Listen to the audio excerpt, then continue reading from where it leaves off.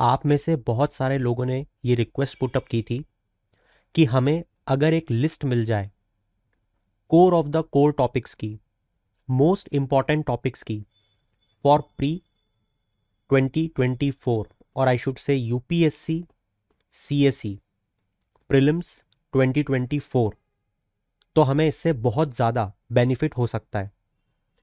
और साथ ही साथ उन ब्रॉड टॉपिक्स के सब टॉपिक्स अगर डिवाइड हो जाएं तो सोने पे सुहागा हो जाएगा।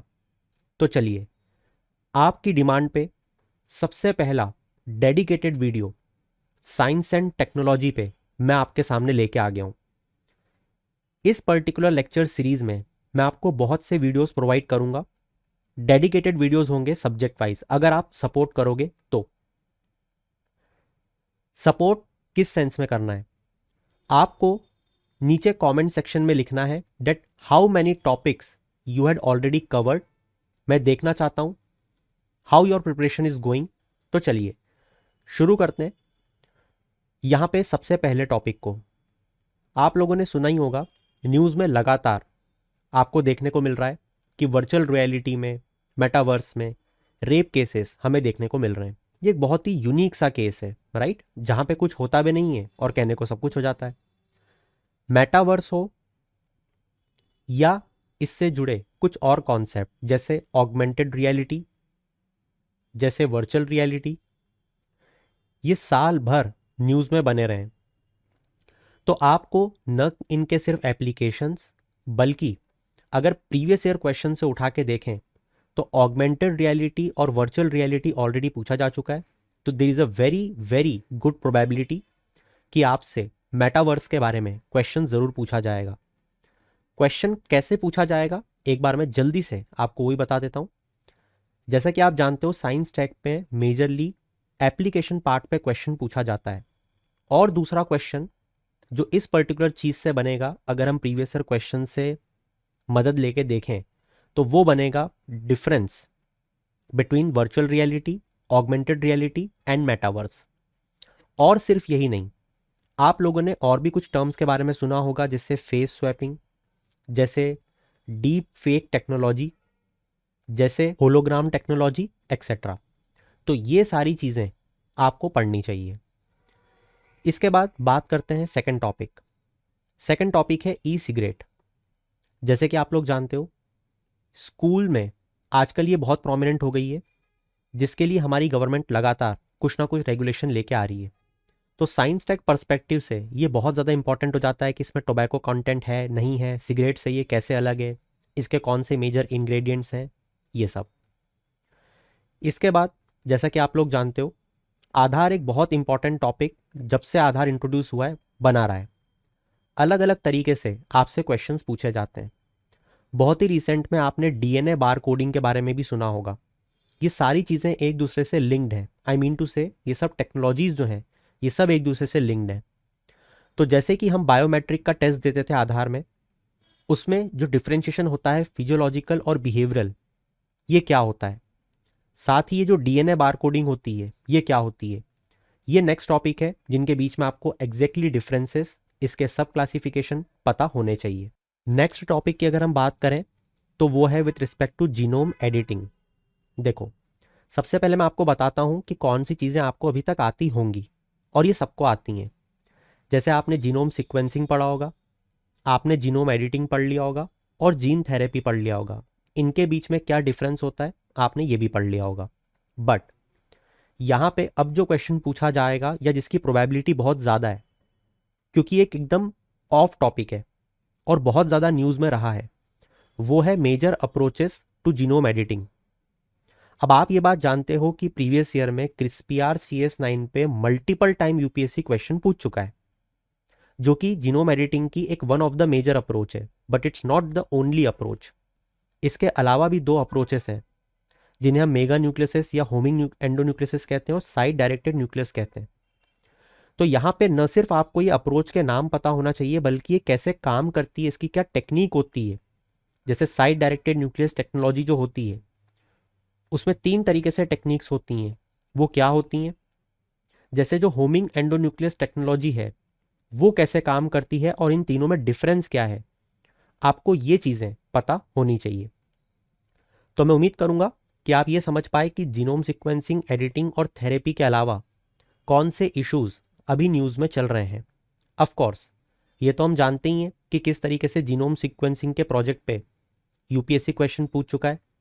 टेल्यूमीटर टू टेल्यूमीटर का क्वेश्चन यूपीएससी पूछ चुका है। जीन एडिटिंग में क्रिस्पियार CS9 पे मल्टीपल टाइम यूपीएससी क्वेश्चन पूछ चुका है। तो ये तो होते हैं बेसिक्स, वो तो आपको पढ़ के जाना ही है, राइट। मैं तो आपको इसके अलावा एक और टॉपिक बताना चाह रहा था जो मैंने आपको अभी दिखाया। इसके बाद में नेक्स्ट इंपॉर्टेंट टॉपिक है क्लोनिंग। आप सभी लोगों ने, मैं उम्मीद करूंगा, अभी तक डीएनए क्लोनिंग के बारे में बहुत अच्छे से पढ़ लिया होगा, बट आपको जो रिसेंट में क्लोनिंग न्यूज़ में चल रही थी, जैसे थेराप्यूटिक क्लोनिंग, जैसे रिप्रोडक्टिव क्लोनिंग, इसके बारे में भी पढ़ के जाना चाहिए।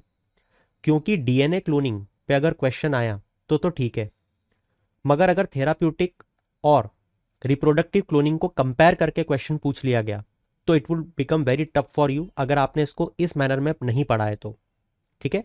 क्योंकि लगातार यूपीएससी साइंस एंड टेक्नोलॉजी में इन तरह के फोकस एरियाज पे क्वेश्चन थोड़े टफ पूछ रही है, क्योंकि क्लोनिंग पे ऑलरेडी यूपीएससी कई बार क्वेश्चन पूछ चुकी है अलग अलग एग्जामिनेशंस में, ठीक है।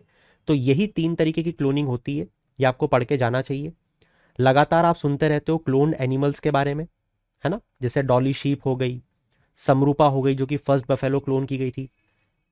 ये आपको पता होना चाहिए कि क्लोन होता कैसे, ठीक है। और बाकी जो इशू है वो तो फिर मेंस पर्सपेक्टिव से है।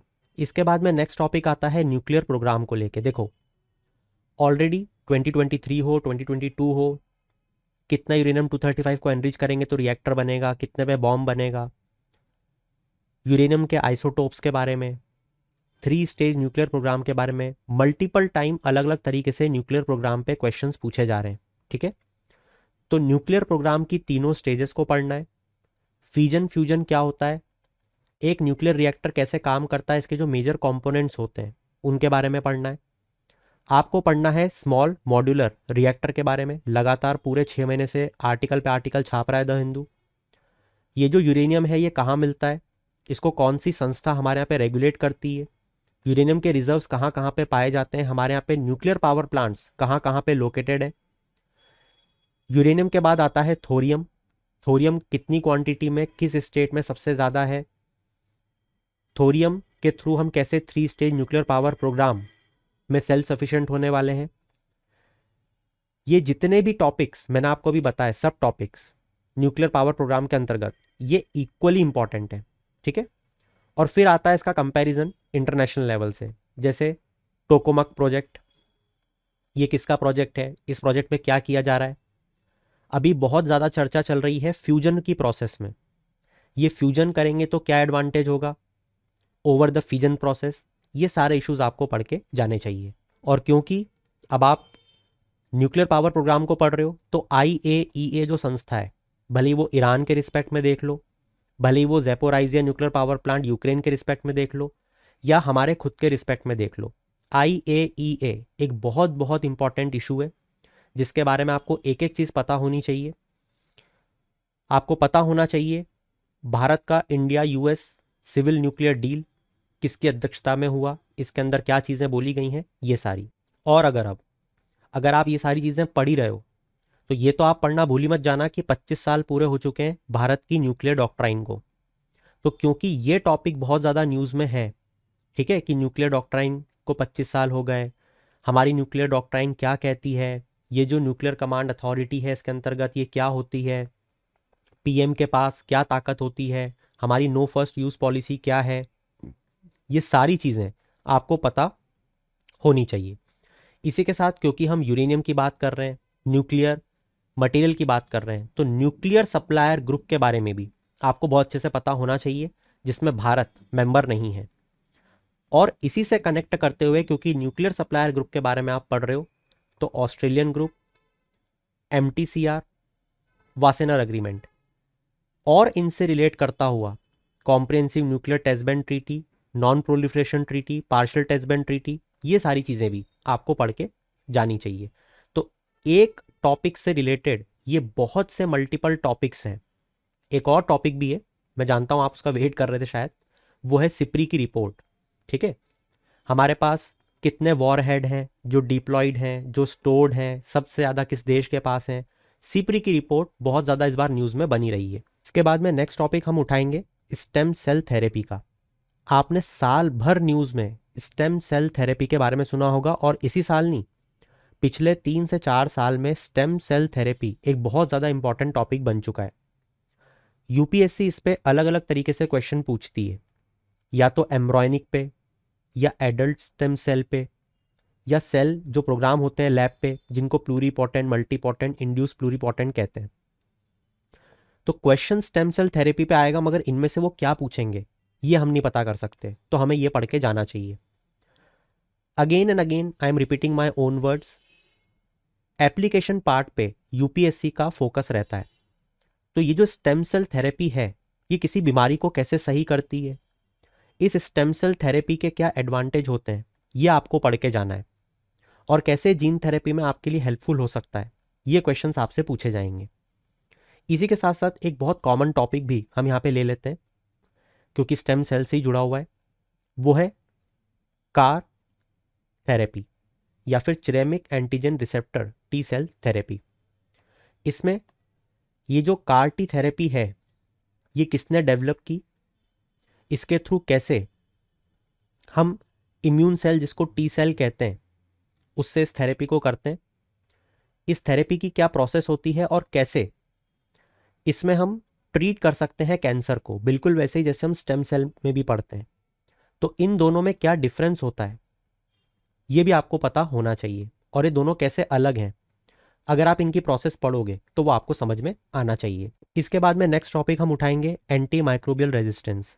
मुझे आपको बिल्कुल बताने की ज़रूरत नहीं है कि किस तरीके से जो एंटीबायोटिक्स हैं वो बहुत ज़्यादा लूजली हमारे मार्केट में अवेलेबल है, जिस कारण से ये चैलेंज हमें देखने को मिलता है, that is anti microbial resistance. हमें ये भी देखने को मिलता है कि ये जो एंटी माइक्रोबियल रेजिस्टेंस है, ये किन किन चीज़ों के कारण होता है, या मैं कहूँ किन किन बैक्टीरिया, वायरस, फंजाई, पैरासाइट्स के कारण होता है। इससे जुड़ी हुई कुछ टर्म्स न्यूज़ में चलती रहती हैं, जैसे एंटी माइक्रोबियल्स, जैसे सुपरबग एक्सेट्रा। तो कैसे हमारी बॉडी रेजिस्टेंस पैदा कर रही है। ये जो दवाइयों पे एक रेड लाइन खिंची होती है, इसका क्या मतलब होता है, क्या स्टेप्स लिए जा रहे हैं कि ये जो एंटीबायोटिक इतनी लूजली अवेलेबल है मार्केट में, ये ना हो। और ये टॉपिक इंपॉर्टेंट इसलिए भी बन जाता है, एक बहुत बहुत crucial article the Hindu newspaper में, अगर आप फॉलो करते हो अच्छे से, तो एक साइलेंट पैंडेमिक कहा गया था इस एंटी माइक्रोबियल रेजिस्टेंस को। और ये एक बहुत बहुत बड़े ऑथर ने इस आर्टिकल को लिखा है, डॉक्टर सौम्या स्वामीनाथन जी ने, जो कि फॉर्मर चीफ साइंटिस्ट रही हैं वर्ल्ड हेल्थ ऑर्गेनाइजेशन में। तो इनके जो कुछ की टेक अवेज थे वो भी आपको द हिंदू न्यूज़पेपर में जाके पढ़ने चाहिए। ठीक है, जहाँ पे उन्होंने बात करी थी कि Indian council of medical research की स्टडी में क्या पाया गया, जैसे रेजिस्टेंस लेवल जो है वो बहुत ज़्यादा बढ़ रहा है ईयर बाय ईयर। साथ ही उसके इम्प्लीकेशंस उन्होंने डिस्कस किए थे, और क्या मेजर्स लिए जा रहे हैं, जैसे कौन सी कॉन्फ्रेंस, कौन सा वीक सेलिब्रेट किया जा रहा है, एक्सेट्रा। इन सबको आपको पढ़ना चाहिए। तो एंटी माइक्रोबियल रेजिस्टेंस बहुत इंपॉर्टेंट टॉपिक रहा है, प्रीवियस ईयर में भी पूछा गया है, और रिसेंट जो डेवलपमेंट हुए हैं वो अब आपको पढ़ के जाना चाहिए। ऑफ कोर्स दोस्तों, आपको नोबेल प्राइज़ 2023 बहुत बहुत ज़्यादा अच्छे से पढ़ के जाना है, जहाँ पे यहाँ पे लिखा हुआ है नोबेल प्राइज़ फॉर केमिस्ट्री। जैसा कि आप लोग जानते हो, यहाँ पे जो नोबेल प्राइज़ फॉर केमिस्ट्री मिला है उसमें आपको बहुत सारे कॉन्सेप्ट्स पढ़ने पड़ेंगे, जैसे कि क्वांटम डॉट क्या होता है, जैसे ये क्वांटम इफेक्ट क्या होता है, क्वांटम डॉट से क्या चीज़ हम अचीव करना चाहते हैं, क्वांटम कन्फाइनमेंट क्या होता है, ये जो क्वांटम डॉट का कॉन्सेप्ट है ये कैसे इस बैंडविड्थ में काम करता है, ये सारी चीज़ें आपको टेक्निकल पढ़ के जानी चाहिए। इसी के साथ अगर हम बाकी नोबेल प्राइज़ की बात करें तो फिजिक्स का नोबेल प्राइज़ बहुत ज़्यादा इंपॉर्टेंट होता है। एटो सेकेंड के बारे में आपको यहाँ पे पढ़ना चाहिए कि एटो सेकेंड क्या होते हैं, ये क्यों एक बहुत इंपॉर्टेंट रोल प्ले करेंगे आने वाले टाइम में। नोबेल प्राइज़ फॉर मेडिसिन की, जहाँ पे mRNA वैक्सीन के बारे में हमको पूरी चीज़ पता होनी चाहिए कि इस mRNA वैक्सीन को हमने कैसे डेवलप किया है। एक बहुत बहुत ज़्यादा important article the Hindu newspaper में भी हमें देखने को लिए मिला था, जहाँ पे कस्टमाइज्ड mRNA की बात की गई थी और बताया गया था कि कैसे कस्टमाइज्ड mRNA जो है ये एक नेक्स्ट फ्रंटियर खोलने वाला है पर्सनलाइज मेडिसिन में। और यहाँ पे mRNA को लेके एवरी निटी-ग्रिटी को डिस्कस किया गया था। ठीक है, तो यहाँ पे इन शॉर्ट में बताऊं तो नोबेल प्राइज के बारे में आपको पढ़ के जाना है, जहाँ पे एटोसेकेंड, mRNA वैक्सीन और साइज ऑफ पार्टिकल मतलब कि केमिस्ट्री के नोबेल प्राइज को पढ़ के बहुत अच्छे से आपको जाना चाहिए। सो that's it from my side for this particular lecture. अगर आपको ये वीडियोस हेल्प करेंगे, let me know in the chat section कि कैसे हेल्प कर रहे हैं। अगर आपको हेल्प कर रहे हैं तो हम ऐसे डेडिकेटेड वीडियो सब्जेक्ट वाइज बना लेंगे और ऐसे हर सब्जेक्ट के 50-50, 60-60 टॉपिक्स निकाल के उस पर रगड़ के हम 4 महीने में तैयारी कर लेंगे। So that's it, will meet you soon, till then keep shining, have a good day.